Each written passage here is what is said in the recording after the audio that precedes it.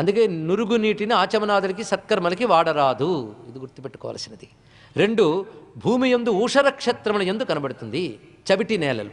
ఔషధక్షేత్రంలో యజ్ఞయాగాదులు చేయరాదు, దేవతలు రారు. ఇక్కడ పాతకం ఉన్న చోట పవిత్రత ఉండదు కనుక మంచి దివ్యశక్తులు రారు. ఆ చోటును ఆశ్రయించుకొని నెగిటివ్ పవర్స్ ఉంటాయి.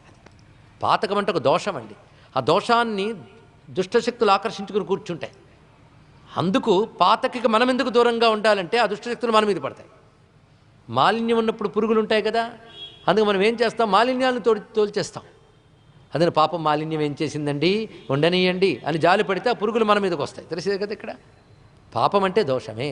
ఇది జాగ్రత్తగా ఈ రోజుల్లో ప్రతివారు, అందులో స్త్రీమూర్తులు వినవలసిన పాఠం అండి. ఎక్కువైనా సరే కూర్చుని వినాలి ఇక్కడ.